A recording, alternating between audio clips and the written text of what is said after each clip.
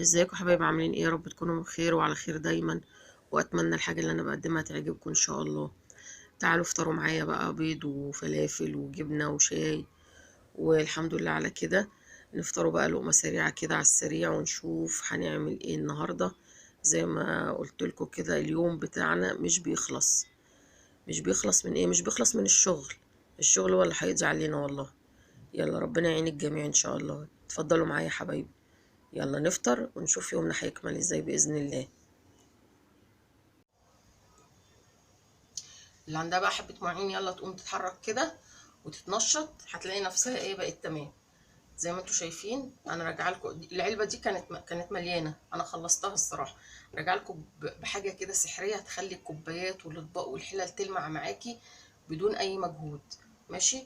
دوت ليمون كان بايظ عندي، وسواء انت عندك ليمون بايظ او قشر ليمون مستعملاه في حاجه وركناه ومحوشاه، حطي عليه حبه ميه في الحله لحد ما القشر بتاعه يبقى يعني ناعم خالص خالص ومستوي.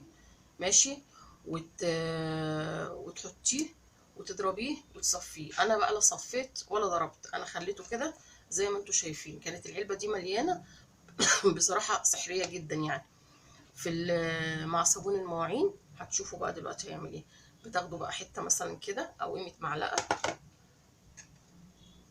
وبتحطوها مع صابون المواعين كده اهو.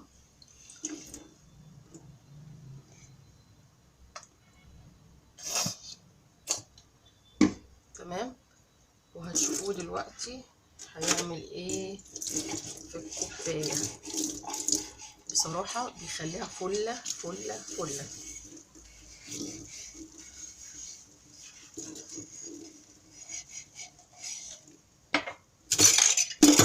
مكان الشاي بقى، مكان القهوة، مكان النسكافيه. وانتوا عارفين بقى الشتا بقى، طول ما البشرية قاعدة عايزة تشرب حاجة سخنة. وصراحة البرد مخلي الواحد يعني كحة بقى وايه، ولازم الحاجات السخنة.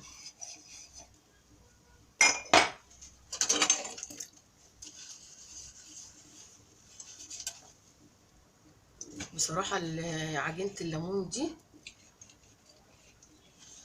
هتشوفي اثره في الكوباية هيبقى عامل ازاي دلوقتي.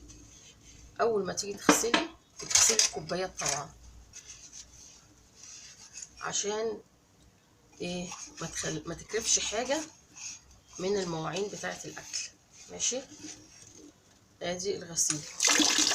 هوريكم بقى دلوقتي ازاي النظافه بتاعه الكوبايه ولمعانها. يعني انا بدات معاكم باللي هي الكوبايه الازاز، هتشوفوها بقى دلوقتي.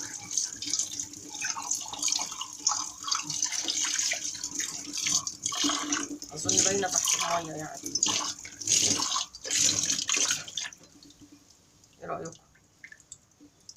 بصوا بتلمع بصراحه. سحري سحري سحري اهو. لا سحر ولا شعوذه اهو. بجد بيخليها تحفه تحفه تحفه. وفي الالومنيا تحفتين. الالومنيا بجد تحفتين. هوريكم بقى في الحله الالومنيا هيبقى منظره ايه. هفصل بقى على ما اغسل الكوبايات. ماشي اهي اهي.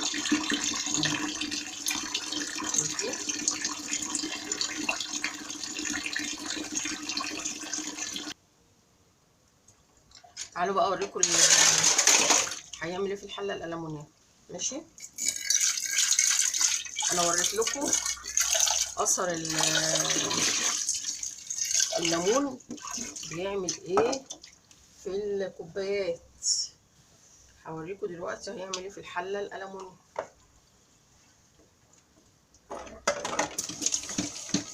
من غير اي مجهود.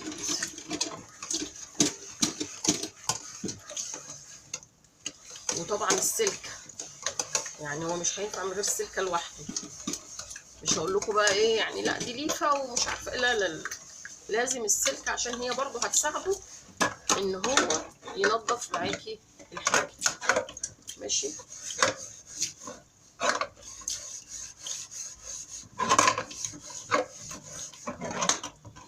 من غير اي مجهود خالص.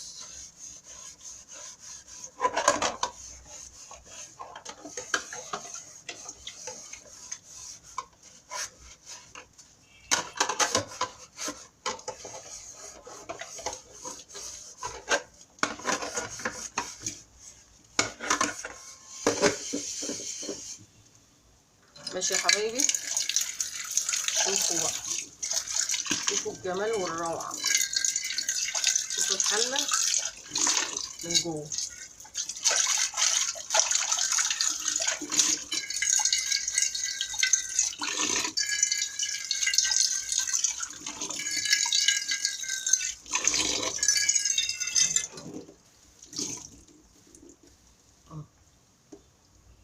ايه رأيكم؟ باينة اهي فلة من غير اي مجهود، حبة الليمون وحبة المية والصابون السائل اهو، والليفة والحتة السلك، بس مش اكتر من كده.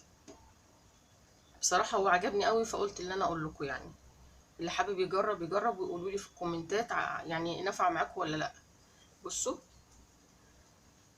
مش عارفة هي باينة ولا ايه اهي، اكيد باينة. ماشي يا حبايبي، خلصت يا حبايبي المواعين اهو زي ما انتم شايفين. هوريكم بقى هي الليمون ده هيعمل ايه في الحوض دلوقتي.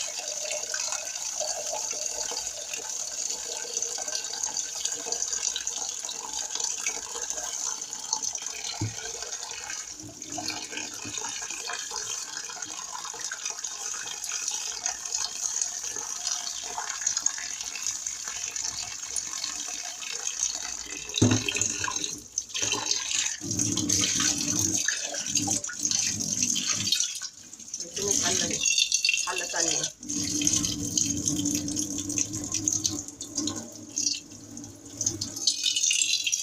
زي ما انتم شايفين. ادي الحوض اهو، خلاه كله من غير كلور ومن غير اي حاجة.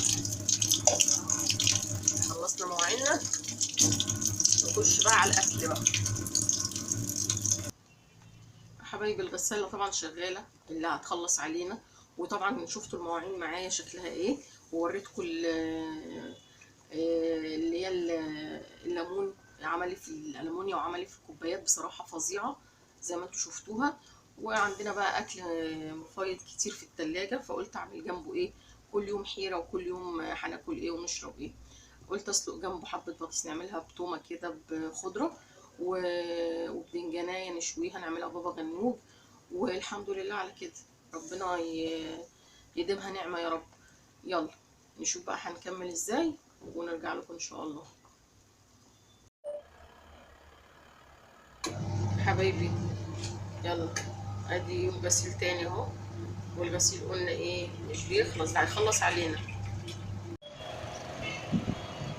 يا حبايبي خلصت تنشير الابيض اهو زي ما انتم شايفين اهو، خلصته كله كله كله كله كله.